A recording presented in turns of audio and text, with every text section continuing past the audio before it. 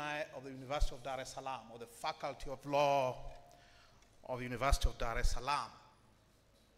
But I can assure you, I cannot be invited. I cannot be invited to the University of Dar es Salaam, to the School of Law nowadays, to speak on anything. So I don't take this invitation for granted at all, because freedoms, intellectual freedoms and basic freedoms generally, are a very scarce commodity in our countries nowadays. So thank you again for inviting me.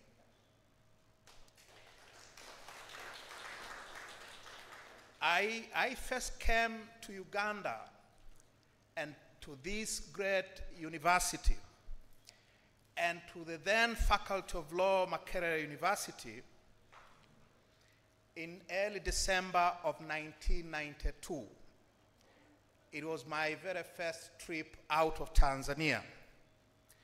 I was a second-year law student from the Faculty of Law of the University of Dar es Salaam.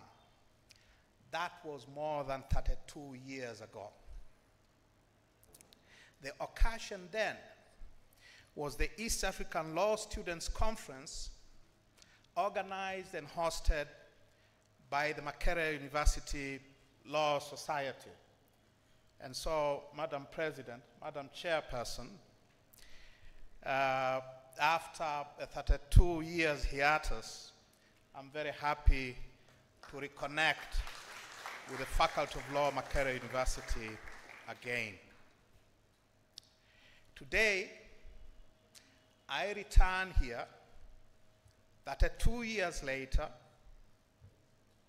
as the recently elected chairman of the largest opposition party in Tanzania and a political figure of some notoriety, if not in East Africa, certainly in Tanzania. Anna has told you of my trials and tribulations. It has been a very long and a very interesting 32 years, if you ask me.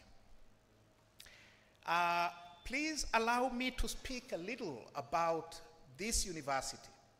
And I do this not because you don't know what this university is all about, but because we always need to remind ourselves of the traditions, of the great traditions that our universities represent for our countries and our societies. Makerere holds a very special distinction in the history of East African countries and societies that perhaps no other institution of higher learning in the region does. Growing up as I did in rural central Tanzania, where I was born and raised, the elders spoke of Makerere in hushed tones.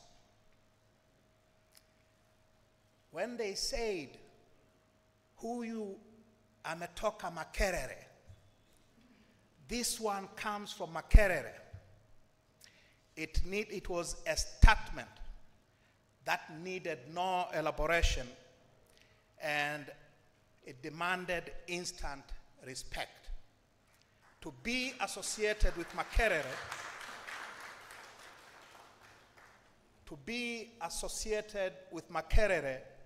set you apart from the crowd. The reason cannot be far-fetched. Makerere was the academic epicenter of the region. Coming here was the pinnacle of academic achievement, a testament to intellectual excellence. Makerere, this place, produced Uganda's first prime minister, as you may know, Ben Kiwanuka. It produced Uganda's first third and fourth presidents in the persons of Apollo Milton Obote, Professor Yusuf Chironde Lule, and Godfrey Binaisa. Makerere also produced Kenya's third president in the name of Emilio Mwai Kibaki. This institution also produced 2 of Tanzania's 6 presidents, including, more importantly, the subject of today's public lecture, Mwalimu Julius Nyerere.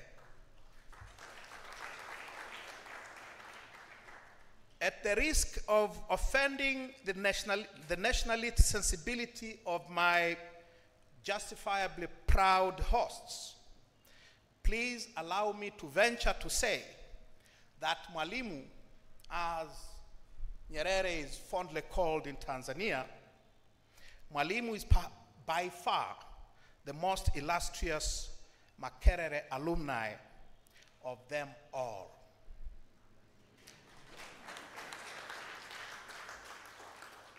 But I should not get ahead of my story, because I need to speak to justify the subject of my lecture today. What is it about Mwalimu Julius Nyerere and Uganda?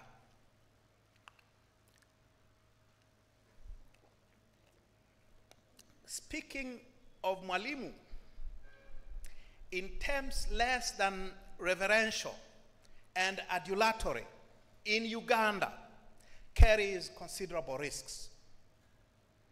It is especially so when the speaker is a prominent and controversial opposition politician known for his outspoken, no-holds-barred style. Ugandan Catholics, led by the First Family, have led a regional, perhaps continental effort to have Mwalimu canonized as a Roman Catholic saint. Yet, here I am to talk about Mwalimu, the great secular political leader and politician whose actual record as such leader and politician is perhaps points in the opposite direction to the Catholics' effort to make him a saint. You Ugandans may overwhelmingly view him as the Mkombozi who rid you of the hated Idi Amin Dada and his bloodthirsty regime, which had terrorized the nation for 8 long years. Yet, I'm here not only to celebrate that incredible feat of selflessness, but also to interrogate his other less savory legacies, which continue to torment not only us in Tanzania, but I suspect Ugandans as well. Whatever one thinks of him, Mwalimu towered over the politics of Tanzania and Uganda like the colossus he was. His influence in Kenya was no less significant, even if it is less celebrated. His long shadow continues to hover over our collective heads 4 decades after he left his presidential office and nearly a quarter century after his passing. So what is it that makes him this great figure, this figure that Catholics want to make a saint out of him?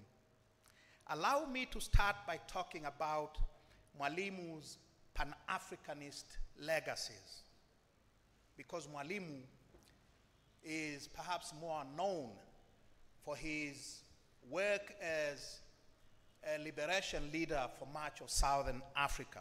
He is more well known for his Pan-Africanist legacies than perhaps any other. Mwalimu's Pan-Africanist credentials have long been celebrated at home and abroad. He not only founded TANU, Tanganyika's independence movement, and led it to Tanganyika's independence in December of 1961. He inspired a host of other African nationalists to follow the same path.